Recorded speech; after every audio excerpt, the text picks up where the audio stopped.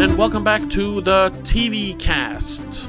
Right? Yes. Yes, the show where we talk about movies. No, we talk about streaming shows and TV shows. We don't care about spoiling them. We don't care about spoiling them, because this is a spin-off of our real show, the Spoilercast. You should check that out. In all the same channels. But this is the TV cast, and this is the 4th episode now that we're doing about the one that everyone's talking about right now. It's True Detective Night Country, aka Yes. True Detective Season 4. Yes. Yes. And this is we have a rule here. If you listened to the show before, which I think you have, if you're here for this episode, that we only talk about the show as long as we actually care about it. We don't. Yes. We don't want to force ourselves. Want to finish it, basically, or want to watch it. Exactly, and this has, at least for me, it has been on the edge ever since the first episode. Because I was not convinced by the first episode.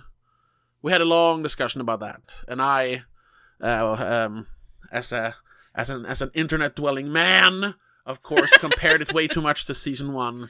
Yeah, we had that issue. Yeah, we tried to tone that down in the other episodes, and I did like the second episode better. Third one, though, it was getting real tiresome again. And that, even you started, you didn't... Yeah. You wanted to know, but you didn't really care. Really. And I gotta say, I was the same way. And now, with episode 4, we're now 2 episodes from the end. Yes. We have 2 episodes left, really. You're not convinced. I am not convinced at all. I mean, this episode was literally nothing. Yeah, no, I've come to realize that unfortunately they are HBO is they in this case are heavily leaning on the fact that they are also releasing a podcast for each episode. I listened to the first 2 episodes, did not listen to the third one, didn't have time, and this one I didn't have time either, so I haven't checked it out. First of all, the third one came out way too late. Yeah. It didn't come out. That's why I missed it. It came out this week or something. Or this weekend.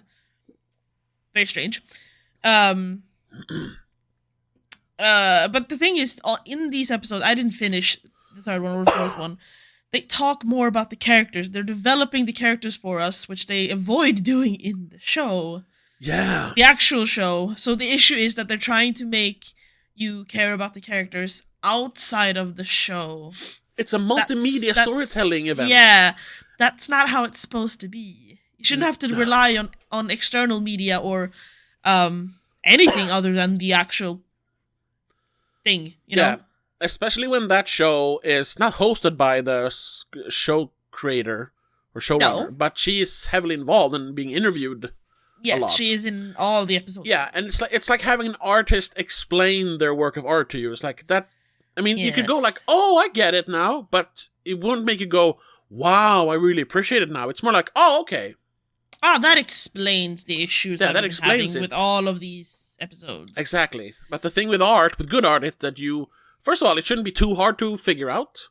Yes. Or if it's purposefully confusing or diffuse, you should at least be able to glean some sort of meaning out of it for yourself, subjectively. Self-reflection or something, yeah. Here, I'm just waiting for them to figure out who did it.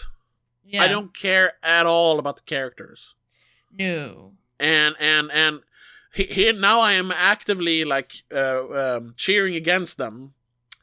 By the way, once again, if this is the first time you're listening, spoilers. We're not going to do we're not one of those recap shows, but we are going to talk about story-specific moments. We mention moments and things in detail sometimes. The moment where after Navarro's sister, whatever her name is, the green-haired lady, Julie. I think. Julia. Yeah. When she finds out she killed herself. Oh shit! How long in were we? Okay, we're fine. Yeah, I need to start thinking about that now. We're monetized. They'll cut funding if if I say weird words too early. Right. Yeah. Anyway, it's not like we're making money anyway. No. But when she gets the call from the Coast Guard, Navarro gets the call from the and she's driving out to the lighthouse, the care center, where she literally checked her sister in a few hours earlier. Like, God damn. I get that it's like, oh, but this is not like it's not a prison. People can come and go as they choose. Yeah, but you still lost a patient to suicide an hour after she came there. Like, they don't even know that she's dead yet when she gets there. What the fuck? Should at least even if it's like voluntary and you can come and go as you wish, maybe not the first day, because obviously people are gonna say, yeah, I'm done within the first hours. Yeah, and you should have somewhere to go. No, like hang out, give it a day, and we'll see if we can help you. Exactly. Stay the night, and we'll see how you feel in the morning. If you still hate it, fine. She just walks right into the ocean. Like, they don't even check that they didn't ask her to, like, sign out or something. No, she just left. Yeah. I agree. Terrible, terrible facility. Yeah. I don't have a lot of experience, but I know that you at least have to, like, even if it's like you can come and go, you have to check out. Exactly. You have to sign a paper that you left the building. And it's not like you can just open a window in your room. That's not how it works. No. Anyway. She drives past a couple of good old boys who's just hanging out. And she recognizes one of them as the guy who beat up his girlfriend in the first episode. Yes, the wife beater. Yeah, so on the way back, she just stops. Also, he does flip her off. He flips her off, yeah. She stops, and out of nowhere, just starts wailing on him. Yeah. And I'm just like, why? I mean, I get why. She's angry. Sure, yes, but that is... But that is so dumb. And like, and I'm wondering, like, is she doing it because she knows she's gonna get beat up because they beat the shit out of her? Oh yeah. That she knows she won't be able to take all 3 or 4 of them, and she's kind of like punishing herself. I'm not sure. It's either that or just like avreagera sig.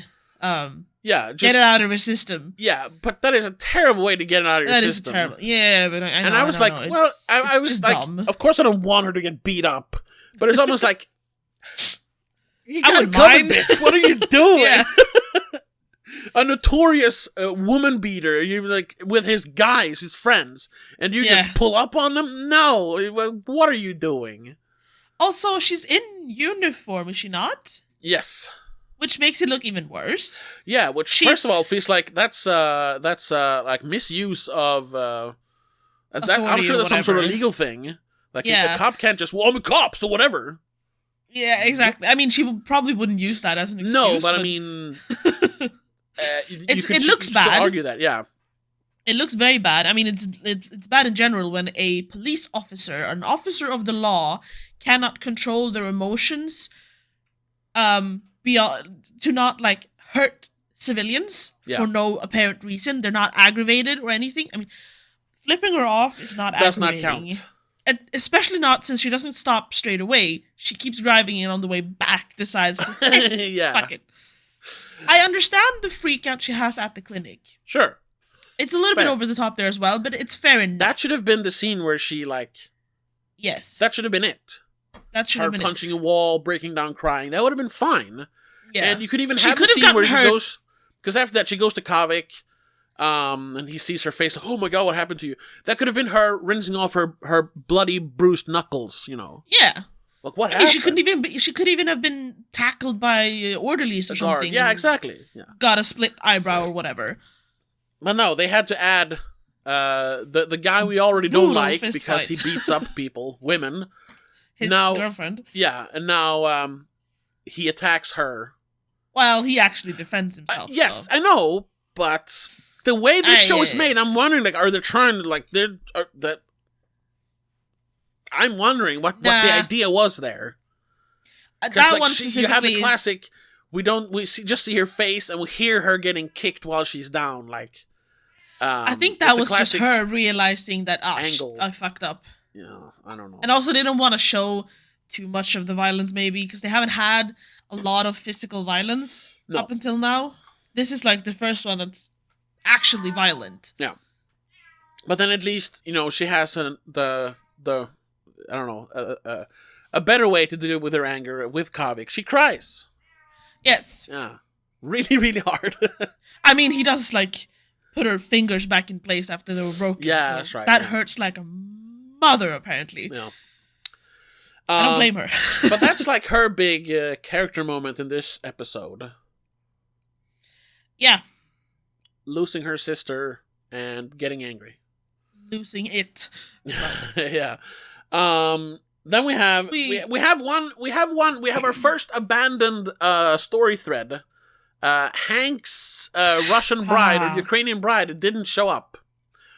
I mean, so what was the fucking point? To humanize him? Yeah, but then we discussed this in the last episode. They were kind of setting him up as, somewhat of a villain because he got all his yokel friends to go searching for Clark on the ice, which caused a big commotion at the hospital. He seemed to be like purposefully hiding evidence about Cowtalk. Annie Cowtalk, yeah. They were setting him up as like you even speculate, is he involved somehow? Yeah, they set him up as shady at least. Yeah. Maybe not like the main bad guy, but he's definitely shady. And but now they're like... He's like, he's standing there with it's an elephant or whatever it is. No, it's a bunny. A bunny is his Alaska on, and then the last person steps off the plane. Is like, she's not there, and it's like, it's kind of sad, Yeah, and then he goes obviously back. His son asking, "Did you send her money?" And he just doesn't answer. Yeah, which we did see him send money in the second or third episode. So now I'm like, so sympathy for the devil, I suppose. If he's still a villain, I don't know. What was the point of all that? What is the point of that character? So far, I don't think there is a point to him. Yeah. He in the first two episodes, he was there to be a bit of a hindrance.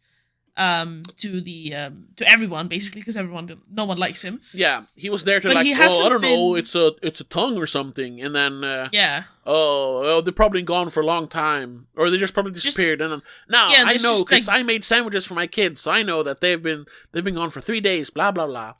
It was kind of there's a lot of just like bitching about him, and him never really doing anything. Yeah, and in this episode, he has no contact with anyone except for his son. Yeah. Which is very short-lived because, poor newbie has to work again. Yeah. Navarro calls him something. Fresh meat? No. Something like that. Something like that. Has to go back out to work. Which opened up for another, I guess, development in character. Or we get to see more about his and... I don't remember his girlfriend's Darwin's mom. Darwin's mom, yeah, I don't remember her name. Kayla? Katie? I don't know. I barely remember his name. I just know his Pryor. Pete. Petey? Pete Pryor? Pete Pryor? Is he a superhero? Peter Yes, Pryor. Maybe. Yeah. He's Peter Parker's lost brother. No. You're not connected by your first name, Rebecca. No. Anyway. We get to find out the little tidbit of, I'm sorry I ruined your life and you never wanted to have a kid, and she doesn't reply. Yeah. Oh. No. I don't know what that's gonna lead though. Yeah. Like, okay. But so they were obviously like teenage pregnancy, kind of married because of it. Yeah. It was an unplanned pregnancy. Bad. I think. Yeah.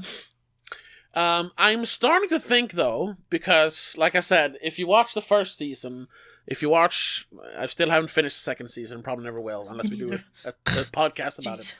And haven't seen the third season more than the first episode back at the time. It's about, flawed people, sometimes even bad people, doing the right thing, though, being true detectives, as we've talked about. Mm-hmm. And the more I watch this show, the more Peter Parker, or whatever his name is, Peter Pryor. Is his name Peter Pryor? I don't know. It's Pryor something. Yeah. Junior. Because he is the one, he's sacrificing his private life, but he seems to be genuinely, invested in the case. He's sort of a protege to the old angry Liz Danvers. Specifically in this episode, when he, really, spent the time to do the APB and stuff, he more and more feels like he's the true detective. Because at least he has to sacrifice something. Yet. Huh? he's not corrupted yet. I think that's the No, one. yeah. But he has this where, he is sacrificing his home life to figure out, like, the mystery. Yes. While Navarro and Danvers, they have nothing to lose. Like, Danvers is what's it called? Steve daughter, whatever, fake daughter, stepdaughter. Stepdaughter, that's the word. Stepdaughter. Protege or whatever. Yeah, she just like left after being caught defacing the mine, the Silverlight mining company thing. Yeah. The building. Yes. The and building. She's like, it is Peter Pryor, by the way. Peter Pryor, okay. And she's like, fine, I'll just get the hell out of here. You don't want me here anyway. And she's like, okay, go then. And you're like, oh, but she's actually really sad about it. And it's just like, what is she though? She throws out the turkey, and then she gets drunk and keeps working. She doesn't really care. That might be a character thing that she can't. She has nothing to live for, really. So all she does is work, because what else would she do? Sure. How about you show us that? It's not exactly. It's not interesting enough, and they don't show it properly. In this episode, really, everyone just got drunk or like hurt. Yeah. Yeah. They all got hurt, I guess, specifically, but some of them handled it with alcohol. Yeah.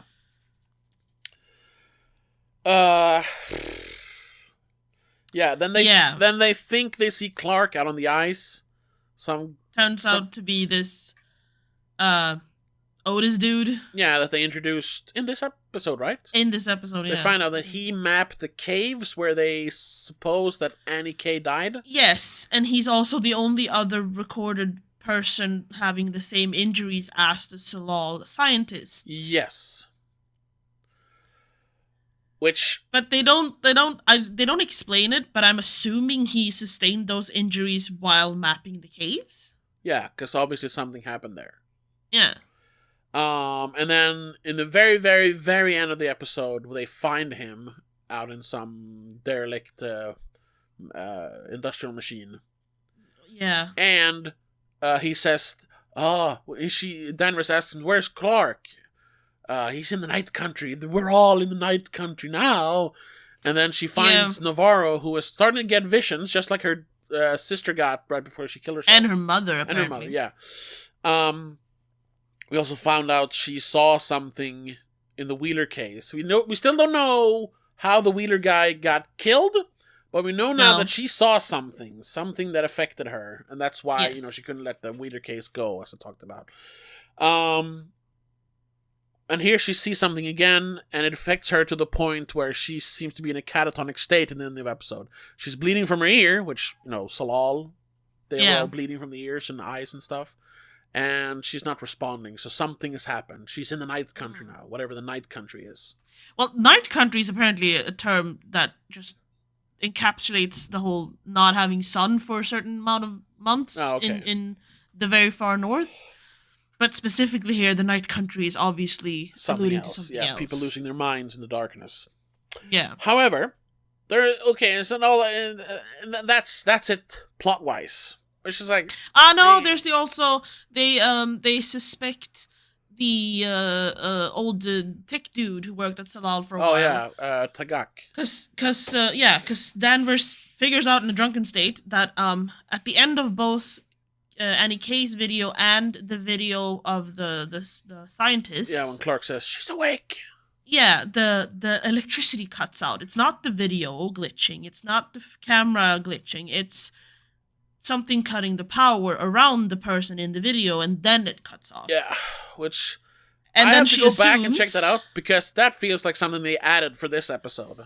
I'm pretty sure they did, actually. That's bullshit. Or whatever. And then they obviously go, hey, maybe it's Tagak, because he was the maintenance electricity dude at the facility, and so they go back to his place. For some reason, they assume he had something to do with the ice caves as well. Yeah. Because, not two people can be able to cut power. Yeah. I don't know. So Danvers send Navarro and Baby Pryor to check it out because Danvers is drunk and she's not allowed. Yeah. And they find out that he left the place the day after they questioned him. And there's spiral symbols everywhere. Yes. Yeah. And the friends kind of not just are hostile, but when she mentions the rock, they go even like more hostile. When she shows them the rock with the spiral, they're like, ugh, even more tense for some reason. Yeah. We don't get an explanation or even like a proper reaction from anyone other than, everyone just leaves. Yeah. So the spiral is obviously a known symbol, but what it is, we don't know. Nah. Then there's one thing. However, I'm looking up the short synopsis thing on IMDb, and it doesn't mention it here. But on HBO Max, the way the little blurb about the episode said something that I don't think they actually got into. Let me get it. Which is?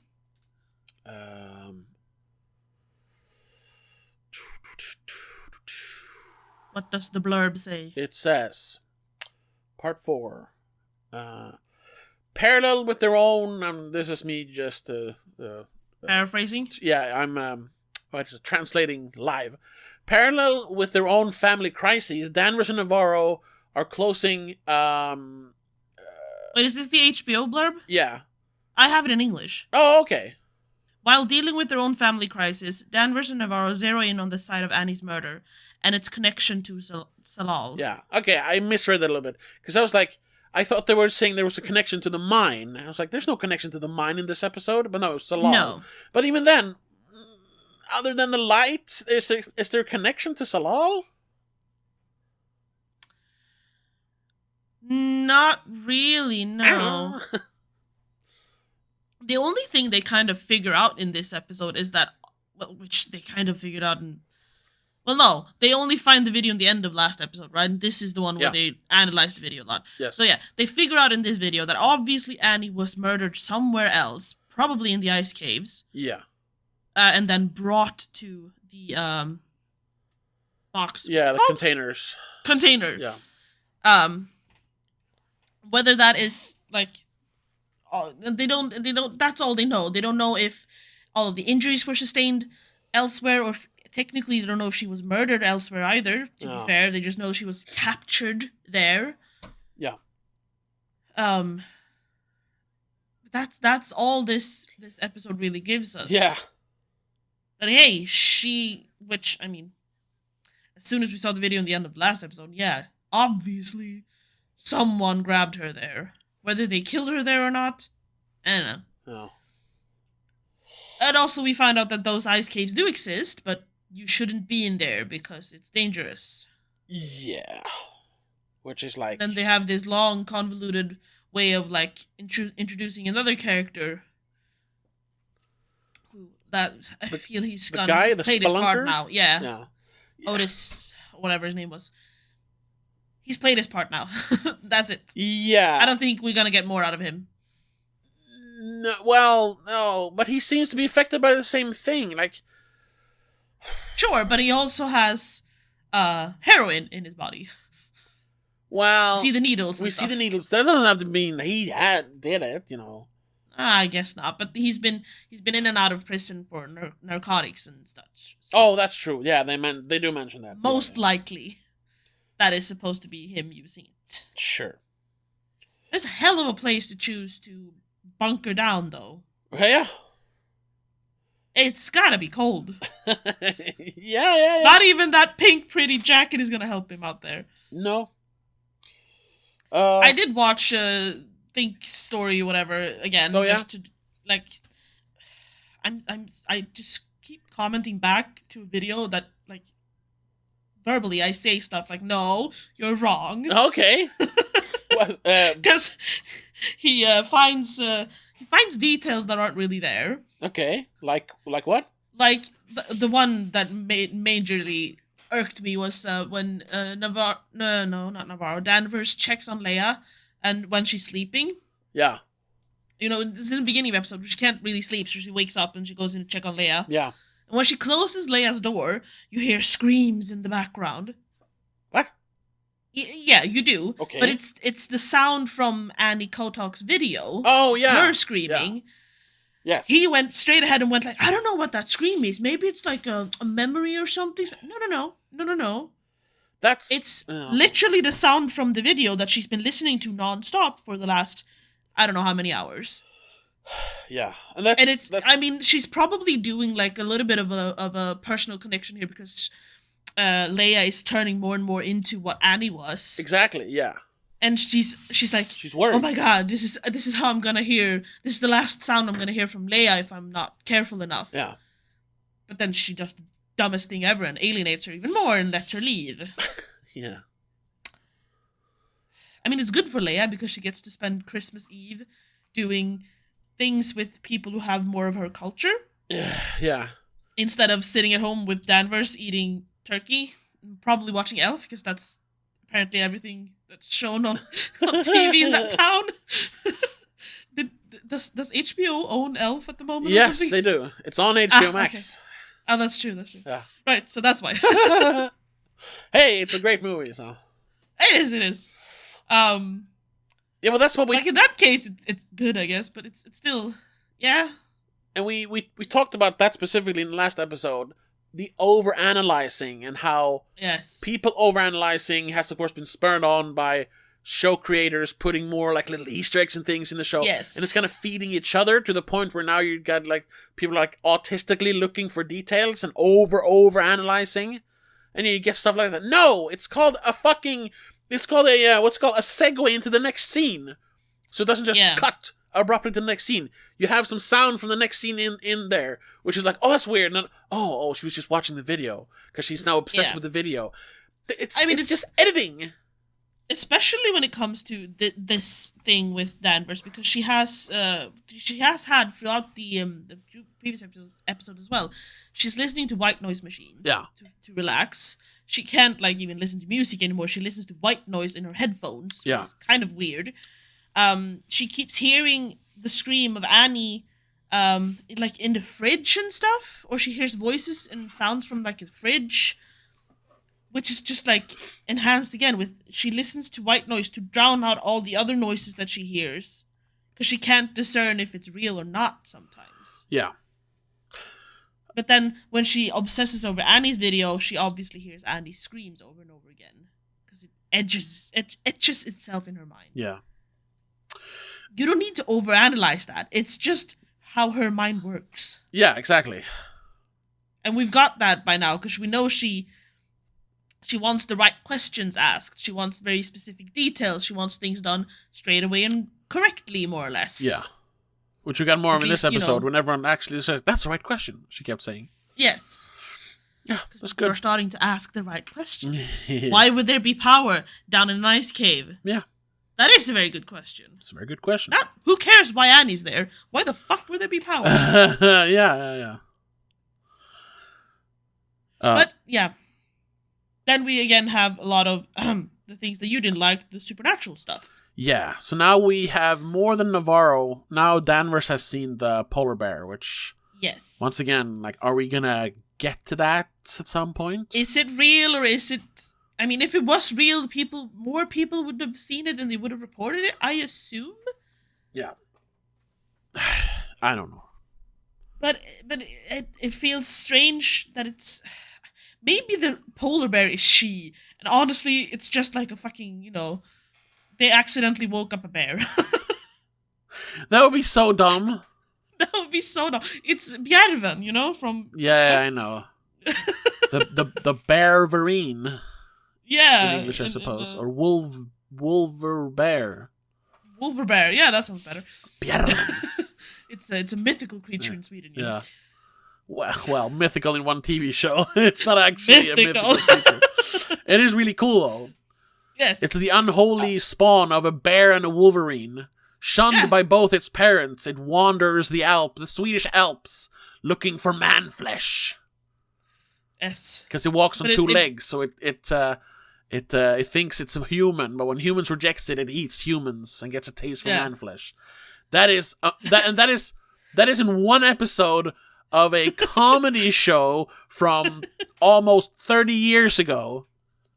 About three brothers who tend to the smallest ski resort in Sweden. Yeah. In all of the Nordics, probably. And it is one of the greatest shows ever made. We should do a podcast on that. No one's going to watch that. It's only in Swedish, so it's a little bit difficult to if you can find Swedish I guess. TV shows, look up Pistvakt. Pistvakt. T. It's amazing. Anyway. Yes. Anyway, the polar bear has to have something to do with something. But if it's just a spiritual symbolism of whatever, I'm gonna be a little bit pissed. Get ready. But it would be kind of stupid for it to be actually the physical embodiment of whatever they woke up. Yeah. Yeah, it would be terrible. Silly. Kind of wish it is in a way, but it's like a supernatural ice. It's not an ice bear. It's a polar bear. Yeah, it's not an ice beer. No. Since we don't really have any development of the mystery here, other than it's a cave, and that is definitely whale bones behind her. Okay. Yeah. My prediction is still that the Tsalal guys, which remember 2 episodes ago when they mentioned that they were working on like stopping the aging or stopping aging and stuff. Remember how they have not mentioned that at all since then and done nothing with that? Everything that had to do with Tsalal is basically dropped. All they care about now is maybe finding Clark. Yeah, because he's connected to They don't Annie even K. explain if the Swedish dude survived or if he actually died. They didn't catch up with him. Technically, I'm assuming he died, but... They literally get rid of the bodies in this episode. They ship him off to Anchorage. Yeah. Like, okay. Maybe we'll get a report in the next episode, but it's going to be read out loud by Peter, and that's about it.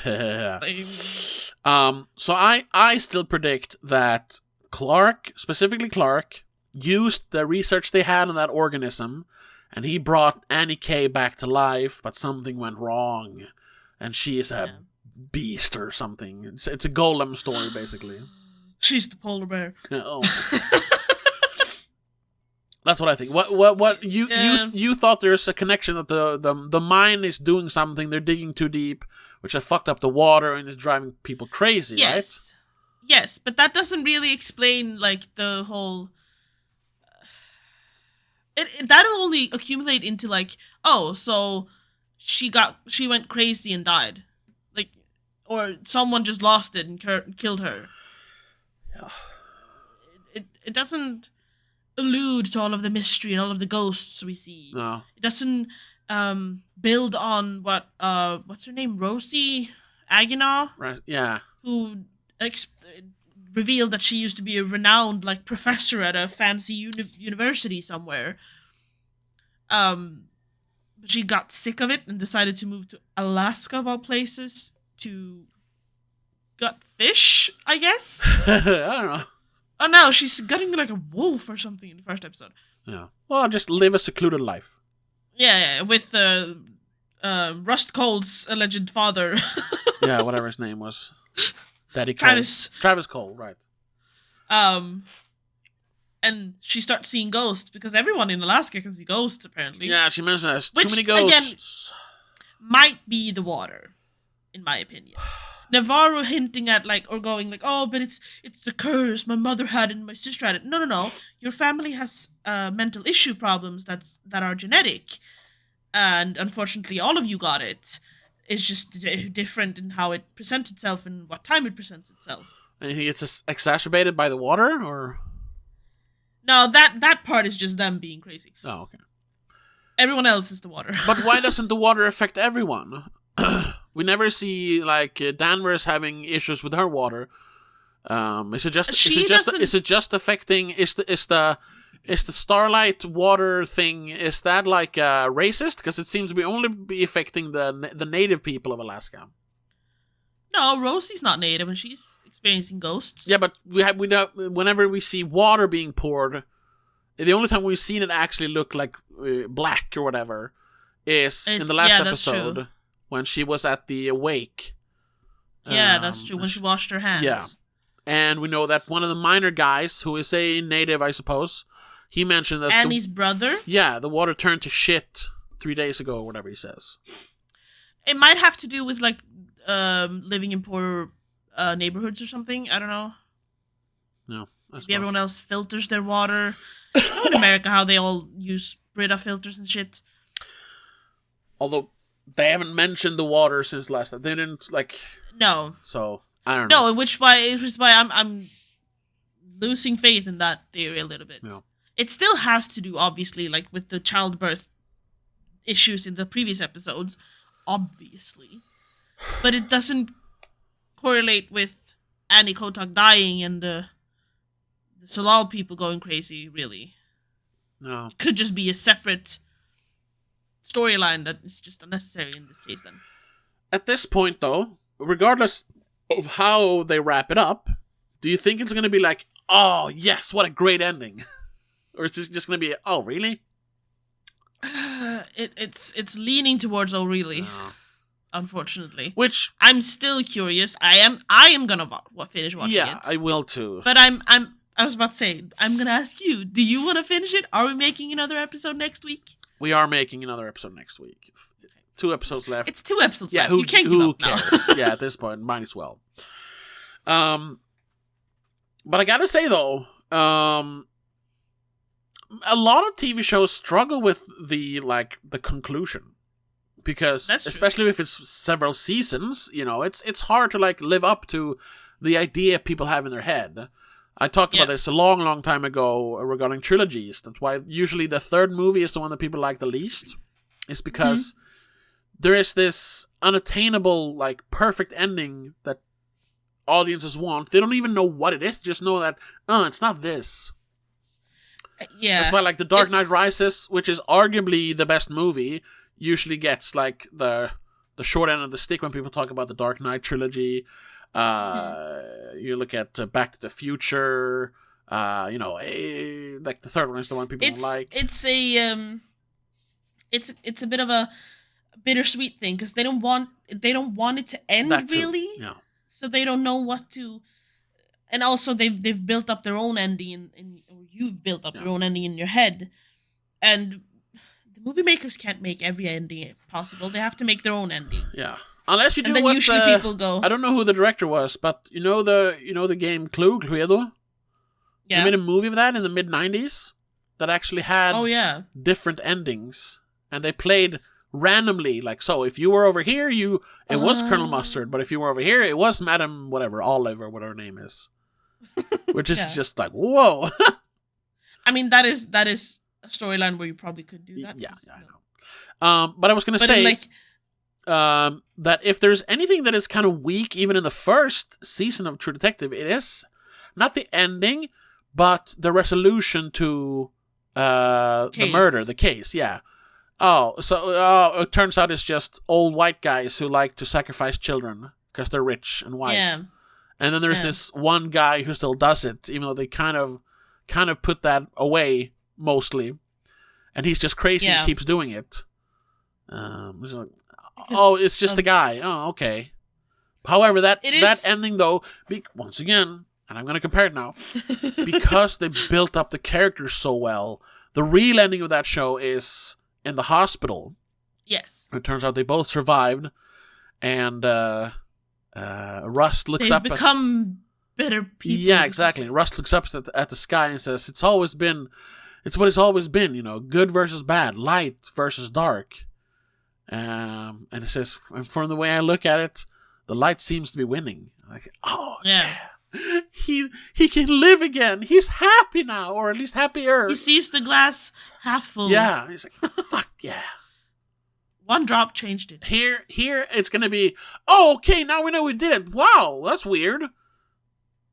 Yeah, because it's not like Navarro's gonna like become happy. Yeah. Her sister died. Yeah. She's gonna be mourning for at least a month. And this this show is literally taking place day by day. I mean, we were on Christmas Eve. Yeah. It's gonna be Christmas Day, the next episode, basically. This season will be over before New Year's Eve. Yeah. You know? Or, maybe since it is True Detective, they're like, in the last episode, it'll take place 10 years later, and we see how they have changed since the case.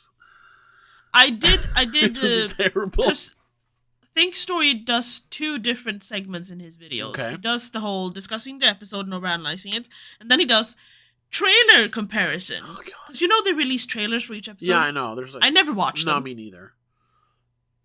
But apparently, in the trailer for, I think it's this episode or the next episode, there's a scene where Danvers is sitting in a nicely lit office, seemingly being interviewed in her uniform, as if either post case interview to close it up, or I don't know if it's a flashback or something. I hope to God it's not a flashback, because we haven't had enough things to be flashback. No, yeah, exactly. There hasn't been other long-term flashbacks. It's only been flashes in people's minds. Yeah. So we can't have this happened 10 years ago and this is why she was transferred. No. No. We got that told by whatever his name is. The police Daddy, chief. whatever. Yeah. Doctor Who. I don't remember. Oh yeah, that's true. I think it's Christopher Eccleston, right? I think so. Yeah, Ted Connolly. Daddy Connolly. Navarro called him. Which, hey, kudos to him for denying. Yeah. For not being a fucking you drunk slut. And you're mean. Fuck you. He's like, I have feelings. Once again, the show Navarro slut shames Danvers. Well, yeah. When they go to the teacher's house, she's like, him too? Who haven't you fucked in this city or town? And she's like, yeah, whatever. Yeah, whatever. Also, that was something, it's kind of hindsight, because I read about it on Twitter and I was like, yeah, that makes sense. There was someone mentioned, you can make a drinking game of this. Take a shot every time Academy Award winner Jodie Foster says one of the worst lines ever written for a TV show. Because she has a lot of, and we mentioned this, the dialogue is pretty bad. Yeah. I don't know if this stuck out more, but someone noticed it and I was like, yeah, it is. She is very dry. Yeah. It's obviously part of her character as well. It's a bit exaggerated compared to everyone else.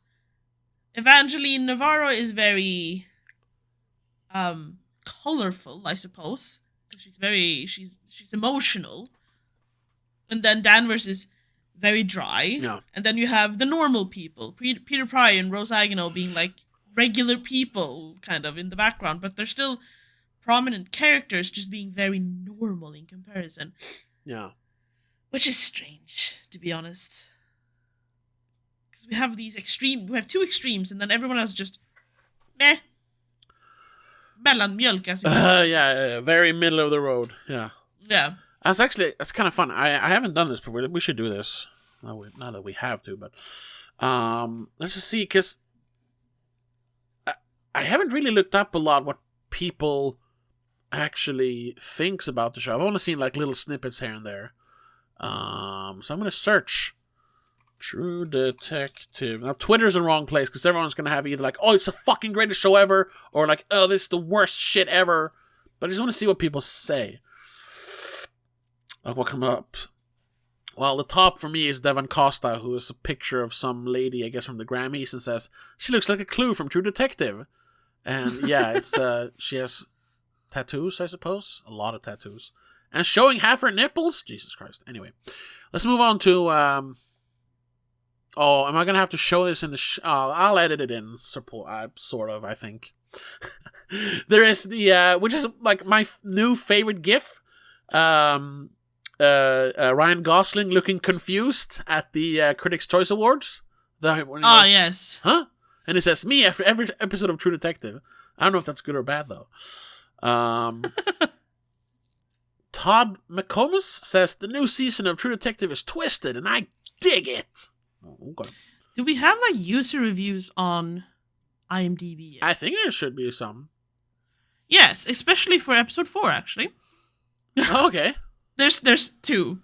30 minutes in and nothing has happened. For this is oh yeah, whatever. For the 3rd straight episode, absolutely nothing has happened. At least the sister died, so that unnecessary storyline can hopefully stop. Yeah. I got bored and went to ChatGPT website and had it write a short story regarding a detective trying to solve the murder of 6 people found frozen dead. I continued to be a proponent of AI replacing Hollywood writers. Oh, that's a bit mean, but yes. You can read the entire story. I'm not going to do that. And then we have the other one who's just like, it's a 1-star. Utter garbage. Why this series sucks can be summed up in 2 words. Isa Lopez. Well, that's a bit rude, maybe. How HBO thought it prudent to give this writer-director a legacy this large to bury. Yeah. Boggles the mind. Every character is written one-dimensional and poorly at that. Utilizing every misanthropic, is that how you say that? Yeah. And anti-Caucasian trope possible, apparently. Anti-Caucasian trope? Well, there's a lot of like... not really anti. Well, they're kind of like. Anyway, they continue. There's a whole thing with whatever the girl is, Darwin's mom, calling Peter Pryor a white boy. Like I can't believe I fell in love with a white boy in the first episode, and everyone kind of making fun of Danvers and like, oh, she doesn't like when she puts the fucking native shit on her face and stuff.